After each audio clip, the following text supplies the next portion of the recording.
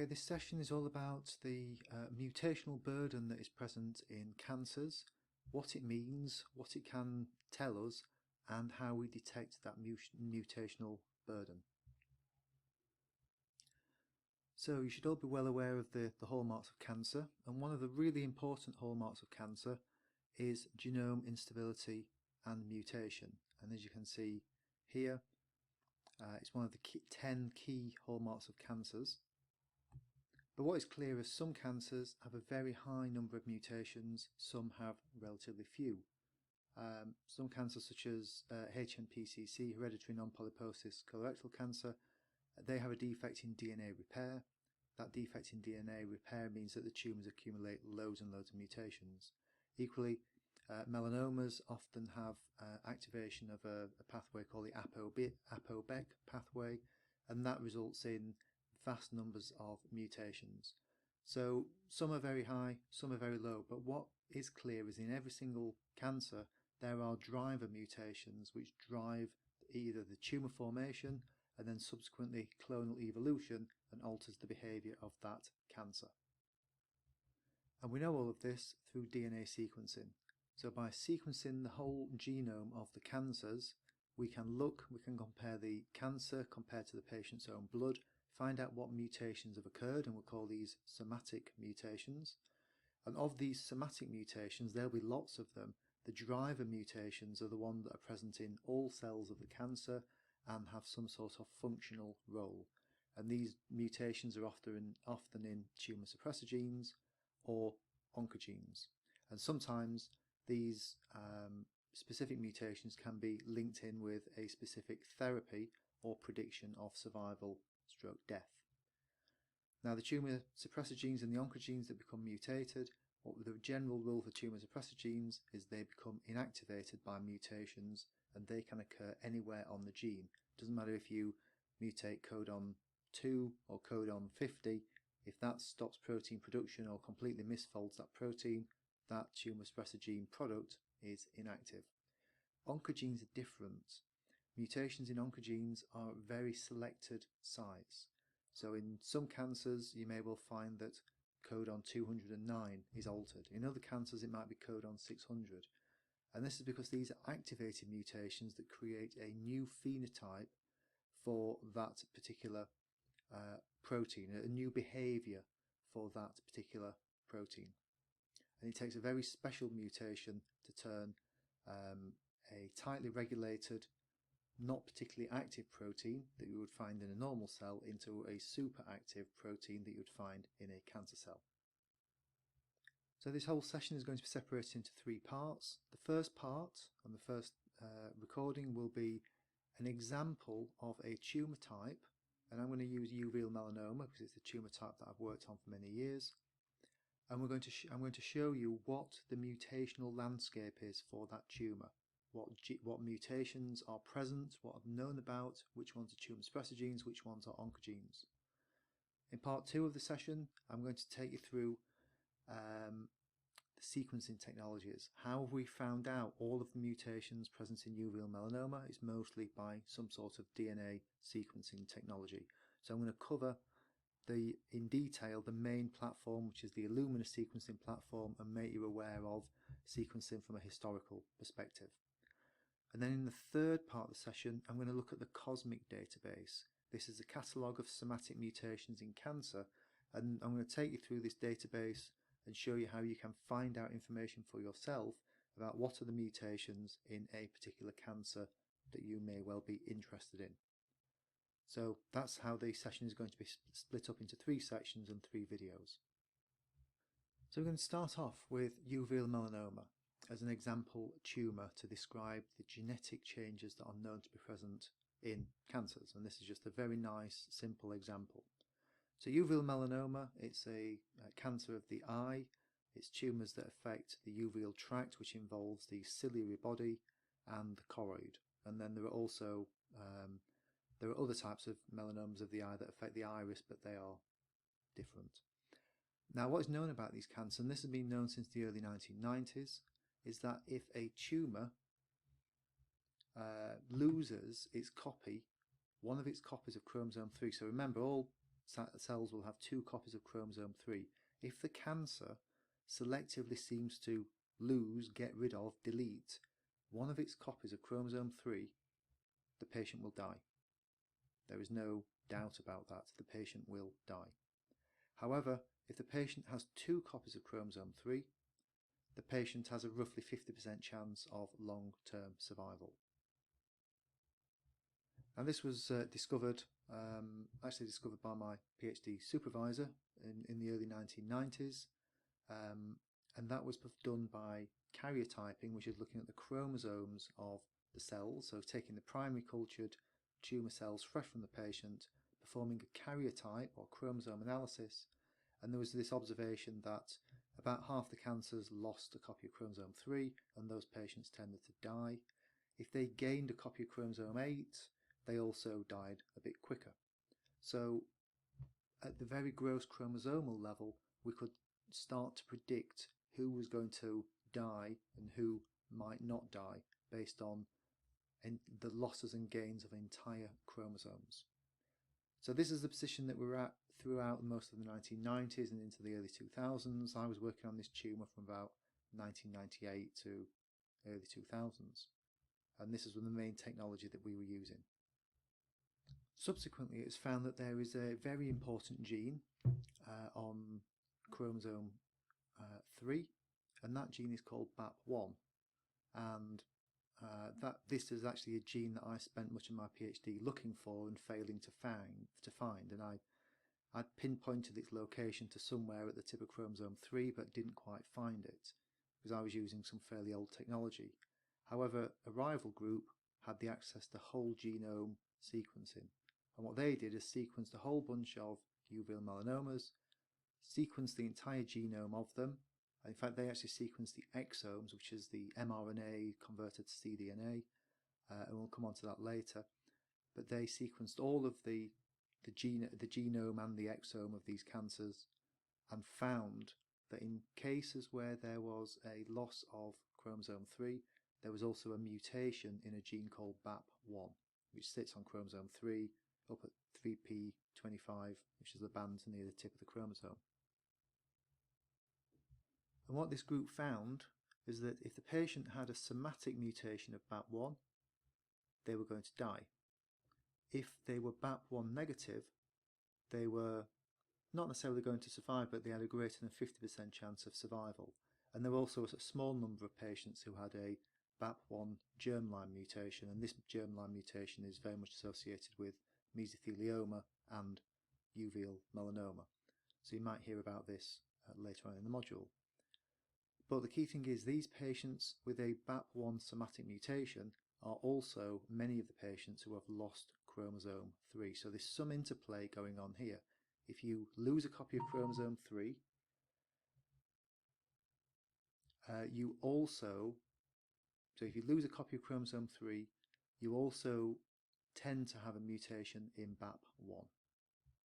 So what is effectively going on here is the cancers lose one good copy of chromosome 3 and the other copy of chromosome 3 has a mutation of BAP1, and it is what we call a two-hit effect, where the cancer needs to lose both copies of both copies of BAP1 somehow to become BAP1 deficient, and that promotes tumorigenesis. It does that by a two-stage process.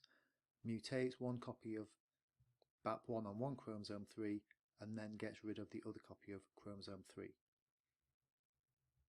And this is a different way of expressing the data. So this chart, it shows a whole bunch of uveal melanoma patients from one particular study. These in dark grey here are monosomy 3, so one copy of chromosome 3. These around the outside here on the other side are the disomy 3. And then what this group has done is characterised them for BAP1 mutations and BAP1 expression and whether the patients have died due to metastasis. So on this inner circle here, they've put whether the BAP1 gene is mutated or not. And you can see that the majority of patients with monosomy 3, there is a detectable BAP1 mutation. Not in every single cancer, but in the overwhelming majority. There are also a couple of cancers here which have got BAP1 mutations, but with two copies of chromosome 3. And these are really interesting because I've worked on cancers like this before, and what these cancers often do is duplicate the chromosome 3 that's got the BAP1 mutation on it. So you end up with 2 copies of chromosome 3, but both copies of chromosome 3 have got a defective BAP1 gene on them, and we call that isodisomy.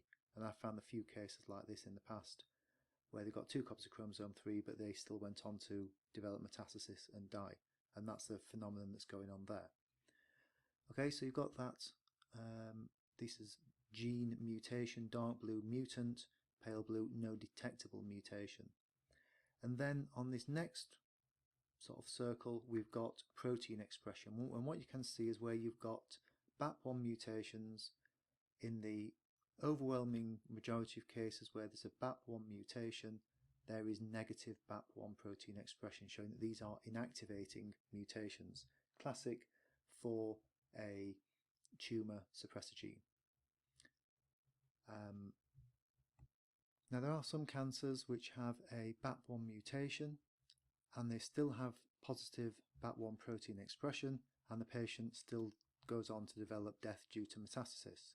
And in these cases, the mutation that's likely going on is one that subtly alters the protein, so maybe a point mutation, they alter a single codon that is inactivating the protein but is still allowing the antibodies to bind that is being used for the immunohistochemistry here. This protein expression part of the study is using antibodies to BAP1 in tumour tissue.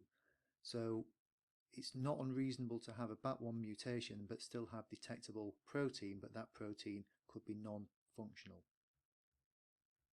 So this just summarises the link between monosomy 3 and BAP1 in this tumour type. Most uveal melanomas with BAP1 mutation have monosomy 3. There are some exceptions to that. BAP1 is on chromosome 3. We get a mutation of 1 copy of BAP1, causing inactivation of the BAP1 gene. We get loss of the other copy of chromosome 3 by chromosomal loss, and then you end up with a cell which has no good copies of BAP1. Now these occur late on in the process of tumorigenesis. This is not the thing that drives the cancer to form in the first place, and that can also potentially explain why some of these cancers that are being analysed here with monosomy 3, not all of them have got BAP1 mutations, and that's because as the tumour develops, we think that maybe the chromosome loses or part of the tumour loses chromosome 3 and then subsequently develops a BAP1 mutation. Could be the other way around, but parts of the tumour are normal for disomy 3, for chromosome 3 and BAP1, and then the subpart of that tumour develops the loss of chromosome 3 BAP1 mutation. So you've got a tumour that might be quite large, and at the time when the tumour is excised by the surgeon and analysed by the pathologist, the tumour is undergoing clonal evolution, acquiring mutations of BAP1, losing chromosome 3. So some of these, where it doesn't perfectly fit the pattern, it could be that that bit of the tumour that has been analysed just didn't contain the mutation, and that's a classic effect of where we have a mutation occurring late in the process of tumorigenesis. The tumour's already got going, and then a subpart of it has developed subsequent mutations. Now when we analyse these uveal melanomas, we find that the causative mutation, one of the first things, or possibly the first thing that happens, is a mutation of either GNAC or GNA11. And these two genes have mutations in about 90% of all uveal melanomas, and in our own studies we found these mutations in pre-malignant tumours. So that's tumours which are not yet cancer but are developing as a tumour, and they have these mutations within them. So this is what seems to initiate the cancer growth. The tumour develops to a certain size, and at some point we get subsequent mutations of BAP1 and chromosome 3 loss. So it's a multi-step process. However, this is just a couple of steps and it gets more complicated. So this slide shows a little bit more detail about what else is known about these uveal melanomas. So early on, about 2006, 2007, the BAP1 mutation was discovered. Then subsequently the GNA11 and GNAC mutations were discovered, all of these by DNA sequencing, and then subsequently we have found, or it has been found, that these other mutations, EIF1AX and SF3B1, those mutations also occur in uveal melanomas. And the pattern of mutations tells you something really interesting. Firstly, you can see that GNAC and GNA11 are mutually exclusive. If a cancer develops a GNAC mutation, it won't develop a GNA11 mutation. The other cancers will develop that. That tells you that they must be doing the same job. If you've got that mutation, GNAC, you don't need a GNA11 mutation. They are doing the same job. Secondly, once the cancer is developed by either GNAC or GNA11, you then subsequently, a subproportion of them develop BAP1 mutations. And as we've seen on the previous slide, these 5 and these 6 are at very, very high risk of death, and also these 3 here, because they have got inactivation of BAP1. However, so if these tumours don't develop BAP1 mutations, they tend to develop either EIF1AX or SF3B1 mutations, as we can see here, and as we can see here and here. There are a few cancers that develop both BAP1 and EIF1AX mutations. They are a minority. Now this tells you that these 3 genes for the tumour are performing some sort of the same function, and that function is probably altering protein production without having to subsequently mutate the genome and have a high mutation rate. So this is altering protein production in the absence of any more mutations. So BAP1 is a tumour suppressor gene. It's lost in cancer, in uveal melanoma, and it's involved in the proteasomal degradation of proteins, probably some oncogenes that would normally be degraded. If in the absence of BAP1, these proteins can't be degraded. So that is potentially promoting cancer that way. EIF1AX alters normal translation of RNA. It is an oncogene. And if it affects normal translation of RNA, you can alter what genes are expressed. And SF3B1 alters splicing. It is also an oncogene. And if you mutate this in a very particular way, you get abnormal splicing and then new variants of genes which otherwise wouldn't exist. So all 3 alter protein production in very, very different ways, but they are unrelated genes, unrelated proteins, and the functions that each one does is unrelated, but the end point is a change in protein production. Now what's really interesting about this is GNAQ and GNA11 don't predict survival on their own, because they just kickstart the tumour in the first place, but the subsequent changes do. BAP1 patients tend to die. SF3B1 and EIF1AX tend to do better, and one does better than the other. Okay, now thanks to even more DNA sequencing in recent years, the genomic landscape of uveal melanoma is now very, very well characterised. And this shows us what our current knowledge is. So we've gone from the cytogenetic knowledge of the 1990s to the BAP1 mutation in the 2000s to this sort of data, which is the most up-to-date image of the genomic landscape of uveal melanoma in the last couple of years. And it shows all of the main tumour suppressor genes and oncogenes that are mutated in uveal melanoma. But it tells us some really important things. Firstly, it can tell us which genes are the tumour suppressors and which are the oncogenes. And both on this slide and the previous one, it tells you what sort of mutations are present. A missense mutation is a change of one amino acid to a different amino acid. That's classic for oncogenes. You change one amino acid to another, you often get superactivity, and that is oncogenic activity. Whereas tumour suppressor genes tend to be associated with gene inactivation. So here we've got frameshift mutations that cause premature stop codons. We've got nonsense mutations which are stop codons. So BAP1 is a tumour suppressor. These are oncogenes. And on this slide, you can see the same thing going on. Here is BAP1, lots of different mutation types. We've got stop codons, we've got missense, nonsense mutations, indels, which are small insertions and deletions, and all of these will cause a disruption to the gene, and hence you end up with no or limited BAP1 protein. Here you can see SF3B1 are all missense mutations, as are EIF1AX mostly, a small indel present there. These are oncogenes here. Now what's really interesting is by screening more and more cancers, what has now been picked up is this cis-LTR2 gene and the PLCB4 gene. Now if you look up what these are, all of this will make sense, especially when you look at the fact that this mutation here is mutually exclusive to GNA 11 or Genac. Here, this one is mutually exclusive to these as well. Here, the cis-LR2 mutation is mutually exclusive with GNA 11. It's telling you it's doing the same job. If you look up what this is, and then look at the accessory proteins around it, this might all make sense. How do we know all of this? As I mentioned, it's all by DNA sequencing, which I'll go through next. What does it mean?